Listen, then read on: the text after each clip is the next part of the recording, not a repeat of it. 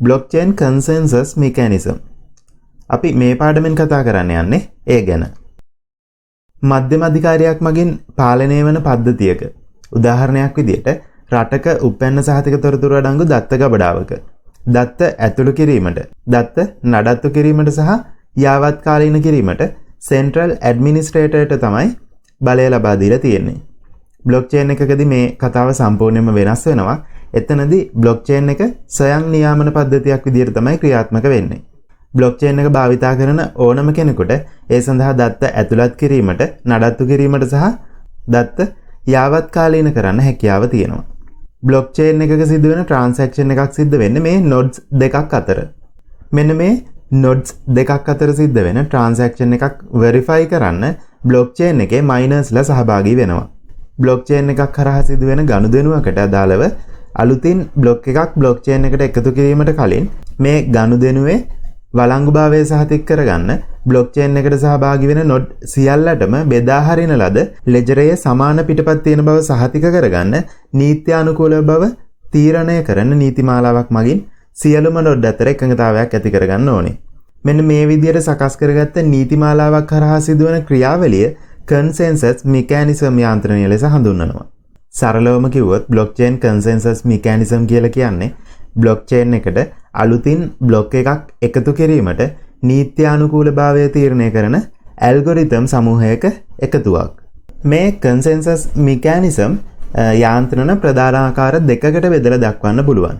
පළවෙනි එක තමයි proof of work කියන එක, දෙවෙනි එක තමයි proof of stake කියන එක. proof of work කියන එක ගත්තොත් මයිනර්ස්ලා සංකීර්ණ ගණිතමය ගැටලුවක් විසඳලා ඒ හරහා අලුත් බ්ලොක් එකක් නිර්මාණය කරන ක්‍රියාවලිය තමයි මේ proof of work කියලා හඳුන්වන්නේ. proof of stake කියලා කියන්නේ අහඹු ලෙස තෝරගන්න වැලිඩේටර් කෙනෙක් විසින් ගැටලුව විසඳීමක් කරලා අලුත් බ්ලොක් එකක් නිර්මාණය කරන ක්‍රියාවලිය. හොඳයි. එහෙමනම් අපි බලමු මේ proof of work කියන්නේ මොකක්ද කියලා.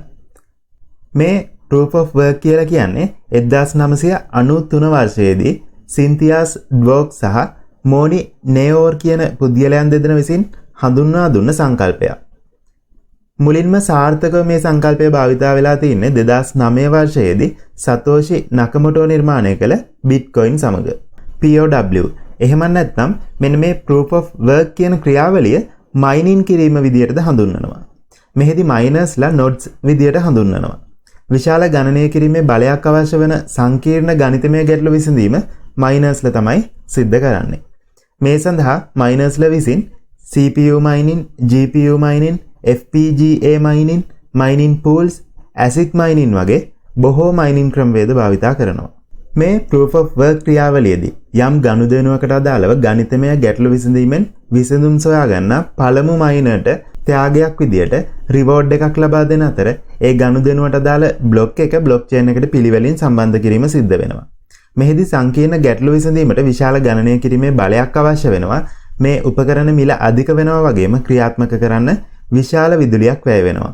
මේ proof of work භාවිතා වෙන ප්‍රධානම ක්‍රිප්ටෝකරන්සි එක විදියට බිට්කොයින් හඳුන්වන්න පුළුවන්. මීට අමතරව altcoin විදියට Doge, Litecoin වගේ තවත් ක්‍රිප්ටෝකරන්සි බොහෝමයක් proof of work ක්‍රමවේදය භාවිතා කරනවා.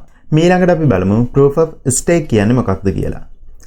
බිට්කොයින් වල තිබුණු ගැටලු වලට විසඳුම් සෙවීමේදී altcoin නිර්මාණය වූ අතර proof of stake කියලා කියන්නේ මෙන්න මේ විසඳුම් අතරින් එකක්. මේ ක්‍රමය ඉතාමත් සාර්ථක ක්‍රමවේදයක් වුණ නිසා altcoin බොහෝමයක් මේ ක්‍රමය අනුගමනය කරමින් නිර්මාණය වුණා. proof of work ක්‍රමවේදය භාවිතා කළ බොහෝමයක් altcoin පසුව කාලයක මේ proof of stake ක්‍රමවේදය භාවිතා කරන්න මාරු වීම සිද්ධ වෙලා තියෙනවා. මේ proof of stake භාවිතා කරපු මුල්ම ක්‍රිප්ටෝකරන්සි එක වෙන්නේ Peercoin කියන ක්‍රිප්ටෝකරන්සි එක. 2012 වර්ෂයේදී proof of stake භාවිතයට යොමු අතර ඊට කලින් proof of work භාවිතා කරපු coin එකක් තමයි මේ Peercoin කියලා හඳුන්වන්නේ. මේ ක්‍රමවේදයේදී network එකේ ගනුදෙනු මෙහෙයවීම සිදු කරන්නේ validators විසින්. තවත් විදියකින් ගත්තොත් වළංගු කරන්නන් තමයි මේ network එකේදී ගනුදෙනු මෙහෙයවීම සිදු කරන්නේ. blockchain භාවිතා කරන්නන් වළංගුකරුවෙක් වීම සඳහා නිශ්චිත කාලයක් සඳහා ඔවුන්ගේ proof of stake භාවිතා වන cryptocurrency tokens අදාළ network එකේ lockup කරන්න ඕනේ. මේ lockup කරනවා කියලා කියන්නේ මේ network එකේ තැන්පත් කිරීමට. මෙන්න මේ විදිහට cryptocurrency tokens network එකේ lockup කරන කෙනෙක්ට වැලිඩේටර් කෙනෙක් බවට පත් වෙන්න පුළුවන්කම තියෙනවා. ඉන්පස්සේ යාට පුළුවන් අලුතින් බ්ලොක්ස් නිර්මාණය කරන්න. මෙතනදී ගනුදෙනු සිදු කරන්නන්ට හැකියාව තියෙනවා වැලිඩේටර්ස්ලට ගෙවන රිවෝඩ් එක තීරණය කරන්න. වැඩි වටිනකමක් ගෙවන බ්ලොක් එක වැලිඩේට් කිරීම ඉක්මනින් සිදු වෙනවා. කොහොමුණත් ගෙවීම් කරන්න පුළුවන් උපරිම සීමාවක් තියෙනවා. proof of work වලදී මයිනර්ස්ලා බොහෝමයක් එකම බ්ලොක් එකකට අදාළව ගැටලු විසඳීම සිදු කරනවා. ඒත් මේ proof of stake ක්‍රමවේදයේදී වැලිඩේටර්ස්ලා තෝරාගන්නේ අහඹු ලෙස එක් අයෙක් පමණයි. එම වැලිඩේටර් නිවැරදි පිළිතුර ලබා දුන් පසුව අනෙක් වැලිඩේටර්ස්ලා ඒ පිළිතුර නිවැරදිද යන්න පමණක් පරීක්ෂා කරනවා. පිළිතුර නිවැරදි නම් මේ ගනුදෙනුවට අදාළ බ්ලොක් එක බ්ලොක් චේන් එකට පිළිවෙලින් සම්බන්ධ කිරීම සිදු කරනවා. මේ ක්‍රියාවලියේදී වැලිඩේට් කිරීම සඳහා භාවිතා කරන ලබන උපකරණ proof of work සඳහා භාවිතා කර උපකරණ වලට සාපේක්ෂව මිල අඩු වෙනවා. ඒ වගේම විදුලිය වැය වෙන්නේ proof of work වලට වඩා අඩුවෙන්. මෙන්න මේ හේතුව නිසා ක්‍රිප්ටෝකරන්සි proof of stake ක්‍රමවේදයට මාරු වෙමින් පවතිනවා. proof of stake ආකාර කීපයක් දකින්න පුළුවන්. standard proof of stake POS කියන නමින් හඳුන්වනවා. delegated proof of stake කියන එක DPoS විදියට හඳුන්වනවා. DPoS විදියට. least proof of stake කියන එක LPoS විදියට හඳුන්වනවා. anonymous proof of stake කියන එක ZPoS විදියට හඳුන්වනවා. ඒ වගේම තමයි hybrid proof of stake කියන එක HPoS විදියට හඳුන්වනවා.